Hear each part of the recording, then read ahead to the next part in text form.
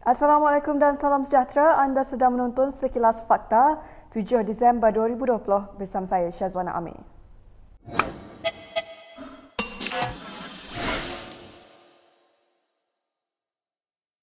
Dewan Rakyat hari ini meluluskan rang Undang-Undang RUU Perbekalan 2021 peringkat jawatan kuasa bagi Kementerian Pengangkutan selepas undi belah bahagian. Keputusan undian adalah seperti berikut. Bersetuju 109, tidak bersetuju 94 dan yang tidak hadir 17. 10-0. Oleh itu, Kepala B28 jadi bahagian daripada jadual. Terdahulu Menteri Pengangkutan Wee Ka Siong ketika sesi penggulengan menjelaskan Malaysia menanggung 30% daripada kos guaman dan perbicaraan mahkamah berhubung kes MH17. Cuba nak jawab tadi pasal MH17 di Belanda.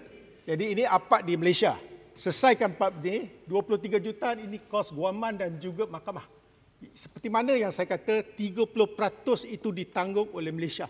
Inilah kos yang patut ditanggung oleh pihak Malaysia. Itulah peruntukan untuk tahun depan untuk tujuan ni. Untuk rekod, kes tersebut masih dalam perbicaraan di Amsterdam. Setelah hampir 6 tahun kajian oleh penyiasat antarabangsa, 4 defendant dibicarakan pada Mac atas kesalahan menembak jatuh pesawat MH17 yang mengorbankan semua 298 nyawa penumpang. Pengerusi UMNO Perak Sakrani Mohamad membuat ketetapan bahawa hanya pejabat pengerusi UMNO Perak akan mengeluarkan kenyataan rasmi berhubung krisis politik semasa di Perak. Dia turut meminta semua pihak supaya tidak membuat sebarang andaian berhubung situasi semasa di negeri tersebut. Ahli DUN Kota Tampan itu berkata demikian selepas krisis politik di Perak masih tidak ada sebarang penyelesaian. Untuk rekod, Menteri Besar Perak Ahmad Faizal Azumu telah gagal dalam usul undi percaya terhadapnya yang dibawa oleh Adun UMNO dari Pengkalan Baru Abdul Manaf Hashim pada Jumaat lalu. Faizal sebelum ini menjadi Menteri Besar Perak selepas PH menang di negeri itu pada pilihan raya umum 2018. Selepas 22 bulan memerintah negeri tersebut, Faizal yang juga adun cendeриang membuat kerjasama dengan UMNO dan PAS untuk menubuhkan kerajaan PN. Beliau kemudian kembali menjadi Menteri Besar di bawah kerajaan negeri baru. Bagaimanapun dia disingkirkan sebagai Menteri Besar dalam satu usul undi percaya. Timbalan Presiden Bersatu itu hanya meraih sokongan 10 adun, manakala 40 adun tidak menyokong usul percaya itu. Susulan itu, UMNO yang menguasai 25 kerusi DUN disebut bakal menubuhkan kerajaan baru dengan Sakrani akan dilantik sebagai Menteri Besar yang baru. Sementara itu, Sakrani turut mengesahkan kepada Bernama bahawa dia akan ke mesyuarat khas Majlis Tertinggi UMNO di Menara Dato' On PWTC malam ini. Sementara itu, bekas Menteri Wilayah Persekutuan Tengku Adnan Tengku Mansor dilepas tanpa dibebaskan DNAA atas pertuduhan menerima rasuah RM1 juta daripada seorang ahli perniagaan pada 2013.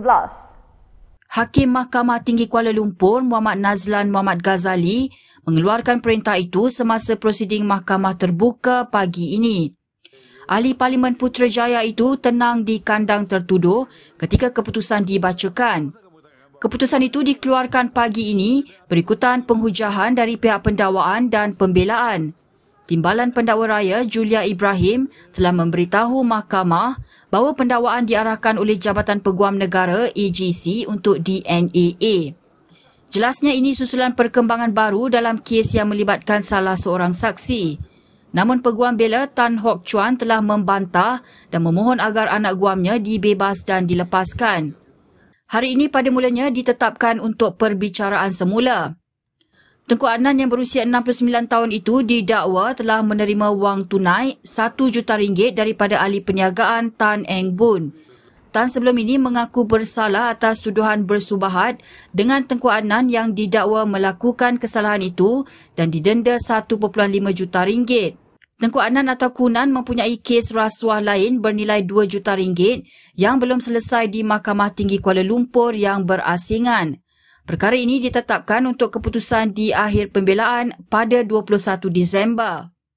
UMNO Kelantan hari ini tampil meminta penjelasan dari PAS susulan kurang jelas dengan kenyataan Mursyidul Am-PAS Ahmad Yaakob yang dibuat pada 2 Disember lalu.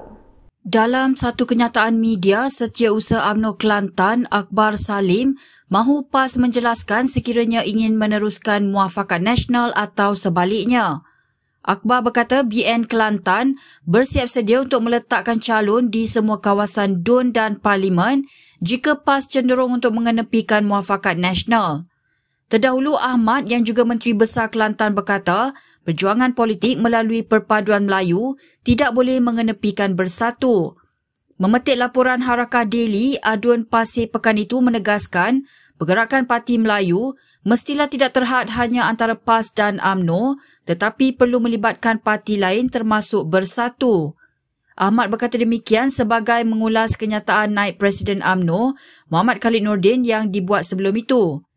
Khalid secara terbuka membuat kenyataan bahawa matlamat parti itu untuk menguasai semula kerajaan yang kini diketuai bersatu melalui Perikatan Nasional mampu dilakukan dengan kerjasama PAS. Sementara itu, Akbar berkata UMNO Kelantan akur terhadap sebarang keputusan Presiden dan Majlis Tertinggi Parti. Ini termasuk keputusan berkaitan situasi di DUN Negeri Perak dan juga kedudukan situasi kerajaan pusat. Berikut perkembangan terbaru mengenai COVID-19 dan berita ini dibawakan oleh Blue Air. Kes COVID-19 di Malaysia kekal 4 angka apabila 1,600 kes baru dan 2 lagi kematian diumumkan hari ini. Daripada jumlah itu, 1,597 merupakan kes tempatan dan 2 lagi kes import. Negeri Sembilan mencatat jumlah kes harian tertinggi pada hari ini iaitu sebanyak 541 kes, diikuti oleh Negeri Selangor 426 kes dan Sabah 248 kes. Lonjakan kes di Negeri Sembilan adalah disebabkan oleh pertambahan kes dalam kluster bakti yang melibatkan penjara iaitu sebanyak 500 kes daripada jumlah kes keseluruhan di negeri tersebut. Jumlah kes aktif dengan kebolehjangkitan COVID-19 di Malaysia setakat ini adalah sebanyak 11,604 kes. Sementara itu, Kementerian Kesihatan turut memaklumkan seramai 1,033 pesakit telah disahkan sembuh hari ini.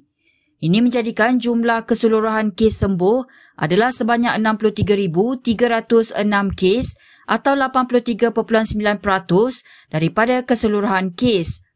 2 kes kematian baru diumumkan hari ini menjadikan kes kematian mencecah 384 kes. Ahli Parlimen DAP Tan Kok Wei hari ini memohon maaf kepada Menteri Wilayah Persekutuan Anwar Musa. Tan sebelum ini mendakwa 42 plot tanah Dewan Bandaraya Kuala Lumpur DBKL telah terjual sejak Anwar menjadi menteri. Dalam satu ciapannya di Twitter, Anwar berkata ahli Parlimen Ceras itu menemuinya di pejabatnya petang ini. Katanya pada pertemuan itu, Anwar berkata Tan telah menyerahkan surat permohonan maaf dan menarik balik tuduhannya. Pada 18 November lalu, Malaysia kini telah melaporkan tuduhan Tan yang dibuat semasa sidang media di Parlimen. Ketika disoal Malaysia kini, pengerusi DAP wilayah persekutuan itu tidak dapat memberikan senarai 42 petak tersebut. Bagaimanapun, Tan berkata dakwaannya berdasarkan mengenai bagaimana DBKL menerbitkan 3 notis untuk mengubah rancangan Bandaraya Kuala Lumpur 2020 beberapa bulan lalu. Berikutan itu, Anwar yang juga Setiausaha Agung Barisan Nasional menyatakan akan mengambil tindakan undang-undang terhadap Tan. Ahli Parlimen Ketera itu menjelaskan sejak dia menjadi menteri pada bulan Mac, dia tidak menerima sebarang permintaan untuk mendapatkan persetujuannya daripada DBKL untuk menjual aset. Sementara itu, mengulas permohonan maafnya, Tan berkata ia suatu tindakan yang betul dan mengaku telah membuat ulasan berdasarkan maklumat yang tidak betul.